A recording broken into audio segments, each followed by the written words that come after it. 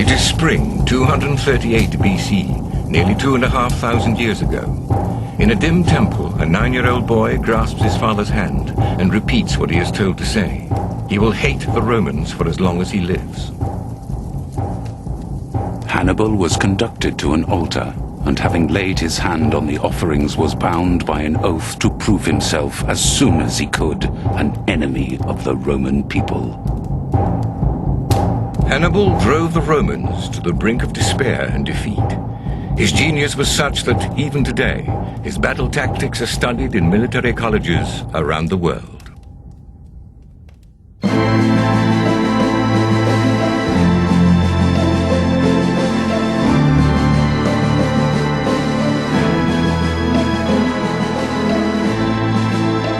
More than 2,000 years ago, a man called Hannibal of Carthage crossed the Alps with tens of thousands of mercenaries and 37 elephants in the middle of winter. His mission was to destroy Rome. He spent 16 years on enemy soil and devoted his entire life to battle against the Romans. But who was Hannibal Barca? Hannibal is a curious character historically. We know quite a lot about Hannibal as a general, as a leader, and indeed as a politician. We know very little about Hannibal the man. Compared to, say, Alexander the Great, we know very little about his family, about his tastes, about the sort of things he enjoyed. We're not even sure exactly how Hannibal appeared. Aged only 25, Hannibal was already in command of a huge army. His father had been a great general who had made his name in battle between Carthage in North Africa and Rome. Carthage, in what is now modern-day Tunisia, was the dominating power of the Western Mediterranean for nearly 6 centuries. A brutal force, the Carthaginians fought the Romans in a series of battles known as the Punic Wars, which lasted for over 100 years. This was a bitter and bloody struggle as both sides fought for control of territory. The young Hannibal had been raised in an atmosphere heavy with hatred and loathing for his people's most bitter enemy. He was the obvious choice to lead the Carthaginian army, now stationed in a settlement in modern-day Spain.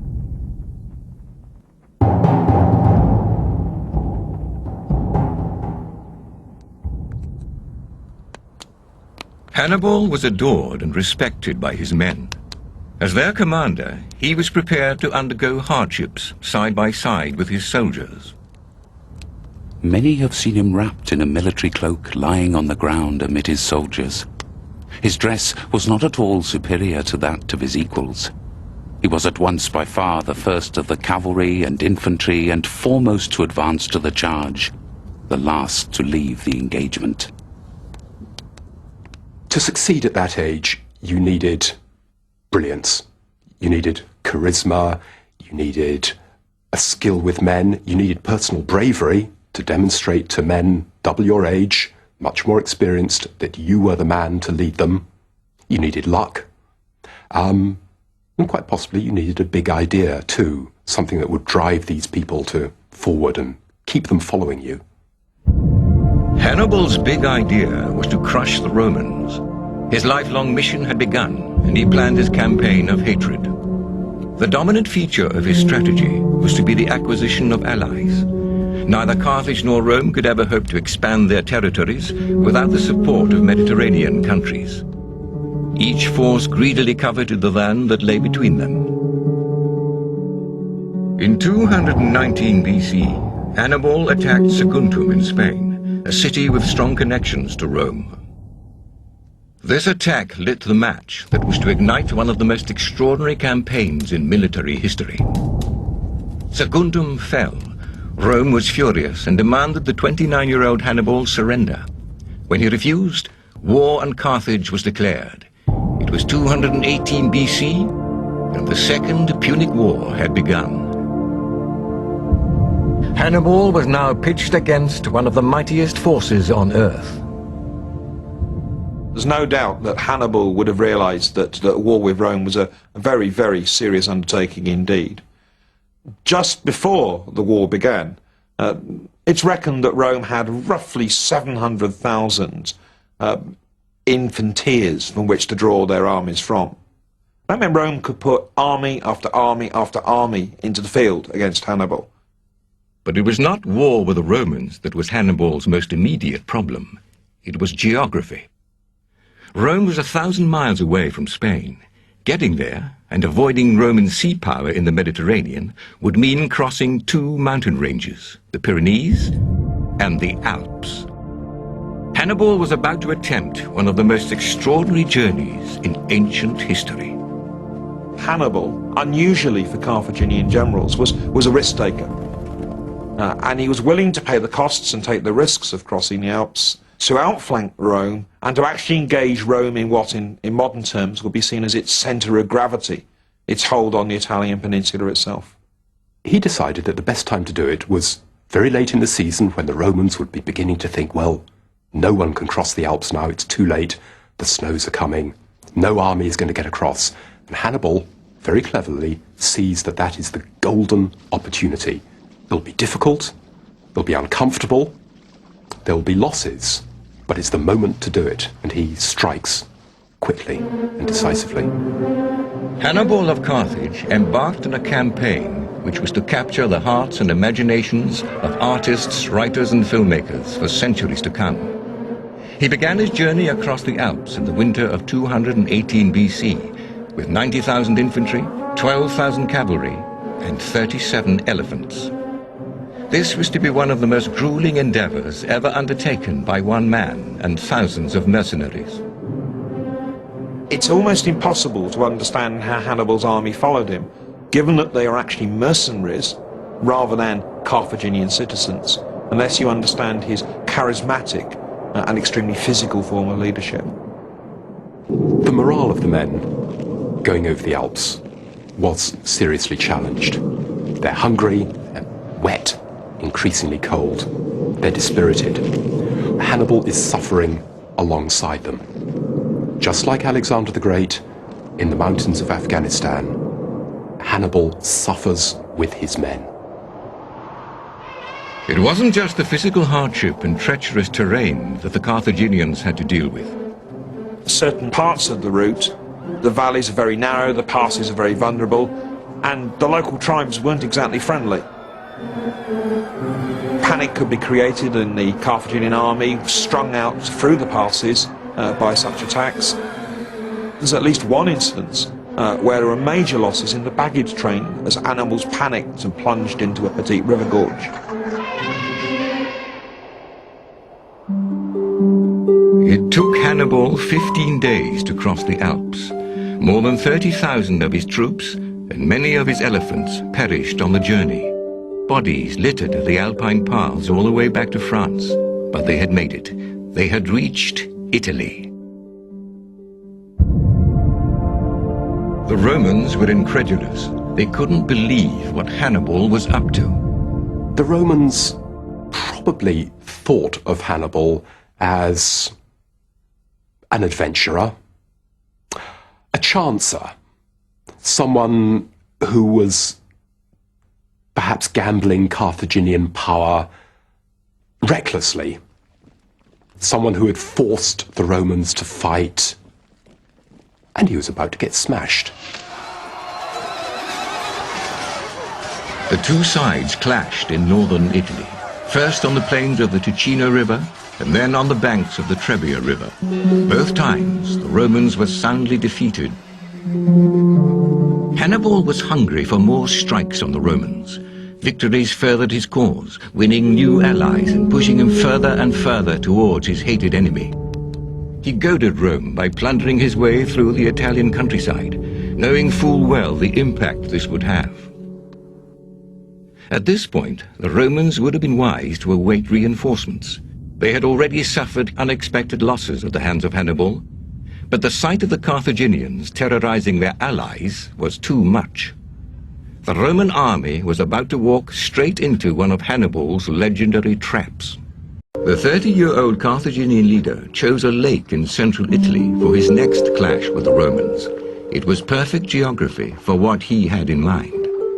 Hannibal is ahead of the Romans.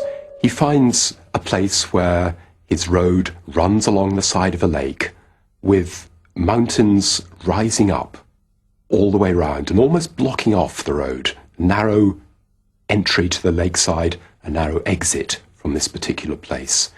And Hannibal places his men on the mountains, which will be above the mist, and he blocks the exit to the valley, and he places another unit to block the entrance once the Romans have entered this killing field. The Romans marched straight into Hannibal's trap and were completely unprepared for the ambush that came from the mountains above them. For the Romans, it would have been very chaotic, it would have been very, very frightening. You have evidence of Roman troops literally going and drowning in the lake rather than facing up to the Carthaginians. When the mist lifted, the full horror of the scene was revealed. 15,000 Romans were dead, and the Carthaginians were moving slowly among the bloody bodies, stripping them of weapons and armor. Hannibal's tactics had triumphed once again. He was an imaginative commander. Many military commanders are sound rather than imaginative, but Hannibal was imaginative. He thought his way out of problems.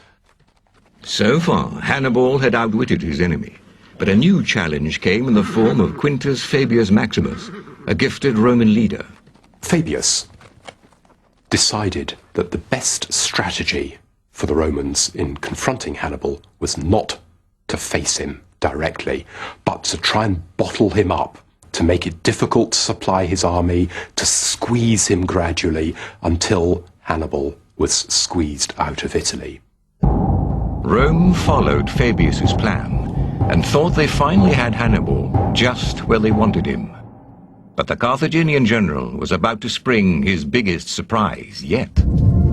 Hannibal and his men had been plundering their way through Italy, undefeated, for nearly a year. They continued to burn villages and murder Roman officials in the hope of goading Rome into further conflict. But the Romans were biding their time. They were not about to suffer more humiliating defeats. Instead, they shadowed Hannibal and his men, looking for the right opportunity to attack. After months of cat-and-mouse maneuvers, the Romans finally thought they had Hannibal trapped in the floor of a deep valley cut off by a river in southern Italy.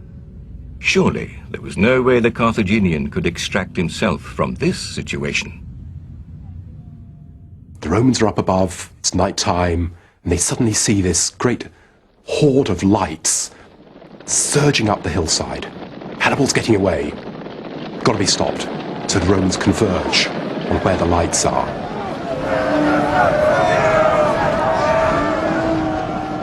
Only to find a great herd of cattle with burning torches attached to their horns. In the cover of night, Hannibal's men had tied burning sticks to a herd of oxen and sent them, horns of flame, towards Fabius's army. And at the same time, Hannibal and his army silently crept out of the valley by one of the unguarded exits, and they're away. In Rome, there was deep concern. What was to be done about Hannibal Barca? Hannibal ad portus. This is a Latin saying that the Romans have often used. It means Hannibal is at the door. The fear of Hannibal became so great that it was said Roman parents would use it as a way to threaten their misbehaving children. If a child was bad, the parent would say that Hannibal was coming for them. This was the effect of Hannibal on the people of Rome.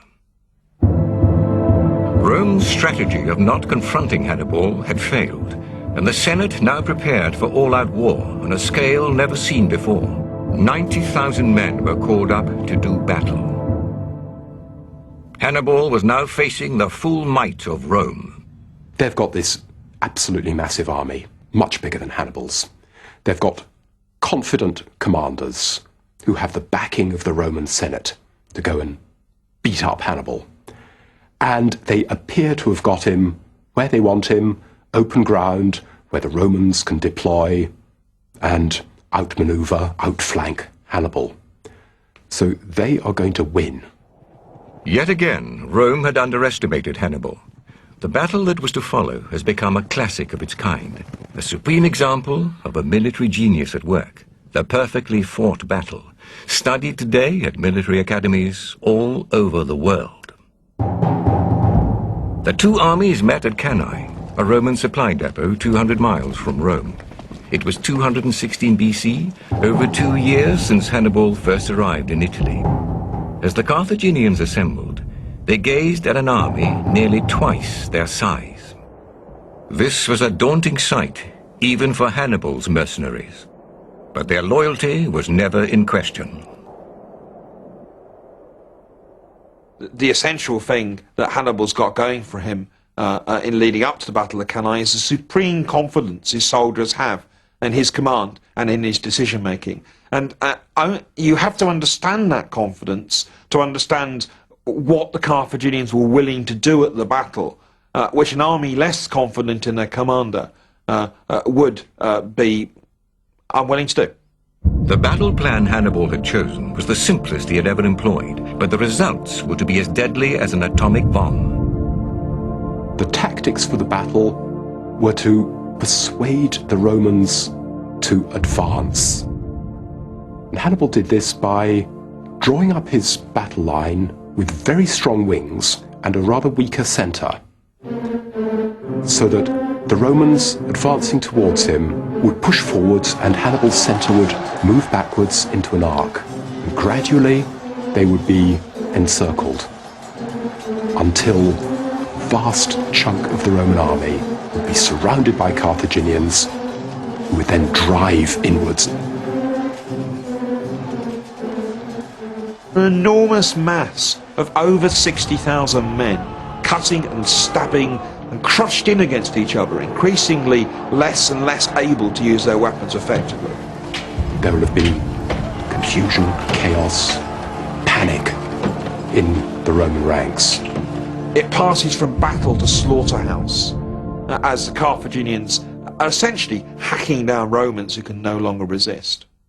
Thousands and thousands of Roman soldiers and their allies being slaughtered as they stood. No escape. A realization that their leaders have let them down. Yet again, fourth time running, the Romans have been outmaneuvered, outthought by Hannibal and outfought by his men. Devastating. Of the estimated 80,000 Roman troops that started in battle, fewer than 10,000 survived the slaughter. Hannibal had lost only 6,000 men. His victory was overwhelming. In Rome, there was panic. The state was nearer to collapse than at any other time in its history. Approximately 70,000 of the finest Roman troops were dead, and the rest taken prisoner. People even started to leave the city. Hannibal was under great pressure from his men to move quickly to take Rome, but he hesitated. You need to appreciate not only Hannibal's strategy, which is not a strategy of destroying Rome, but a strategy of detaching Rome from its allies. A strategy which would be harmed if he marched on Rome and it didn't work. It would throw away the fruits of victory, rather than actually enable them to be harvested. He saw, unlike many in his army, what was really important in the war, that he needed diplomatic gains, he needed to detach Roman allies, he needed to acquire friends for himself. What Hannibal didn't know was that, despite his victories, the decision not to march on Rome would mark a turning point in the campaign against his hated enemy. Once again, the Senate changed its strategy. Hannibal was to be contained rather than faced in open battle. Rome began a campaign to win back and hold on to her allies and slowly destroy Hannibal's grip on Italy. The Carthaginian army was now at the mercy of Rome's new policy. Hannibal and his men were forced to wander around the Italian countryside, running dangerously low on provisions and reinforcements, relentlessly hounded by Roman forces. In 208 BC, Hannibal's brother launched a rescue mission, bringing another army over the Alps, but he was soon defeated by the Romans. The first that Hannibal, down in the south of Italy, knows about what has gone on, about the great disaster, the loss of these reinforcements, is when his brother's head is catapulted into his camp for him to see the announcement of the disaster of his dreams. The Skirmishes continued. There were defeats on both sides, but Rome was making its strength felt. Hannibal now had a powerful new adversary in the form of Scipio Africanus, commander of the Roman armies in Spain. 7 years after the Battle of Cannae, Scipio conquered New Carthage, Hannibal's original base in Spain. The Roman advance towards Old Carthage in North Africa had begun. Hannibal was recalled to his hometown. He made a miraculous escape from southern Italy to meet the Romans at Zama, close to Carthage, for the battle which would finally decide the outcome of the war. Before battle commenced, an extraordinary episode occurred. In a field close to the Roman and Carthaginian camps, two riders meet and face each other. They are Scipio, the 35-year-old leader of the Roman army, and the 45-year-old Hannibal. The two gaze at each other in silent admiration. A brief discussion takes place before the enemies turn their horses and return to their camps to prepare for battle.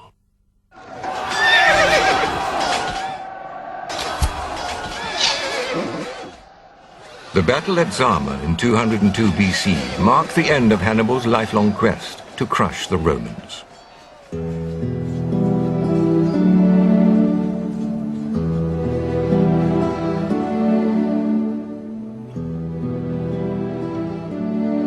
The Carthaginians were defeated, and a year later Carthage signed a peace treaty with Rome. This was the end of the Second Punic War. Hannibal had not been home for 35 years. He became a chief magistrate and worked hard to bring about change under the new atmosphere of peace with Rome. But the Carthaginian hero was no longer welcome in his hometown. Accusations against him by political enemies were rife, and he was soon forced into exile. The last dozen years of Hannibal's life are spent in exile at royal courts in the Eastern Mediterranean. He's a respected advisor to various kings. He's a military leader, especially in action against the Romans. But there's always the sense that the Romans are going to get their man. Hannibal was finally trapped by the Romans in Bithynia, northwestern Turkey, in 182 BC, 34 years after his victory at Cannae. This time, there was no escape. Rather than suffer more humiliation, he took his own life. He was 65. Aged 9, Hannibal Barca swore an oath that he would hate the Romans. In the years that followed, he devoted his life to the destruction of Rome. He remained undefeated in Italy for 16 years and annihilated some of the greatest Roman armies ever fielded for battle. Hannibal is an inspirational figure because the sheer ingenuity with which he leads his army and the sheer personal example with which he leads his army. He in many ways embodies the ideal combination of leader and very, very cunning general. It's understandable that a modern commander might wish to be seen as a modern Hannibal.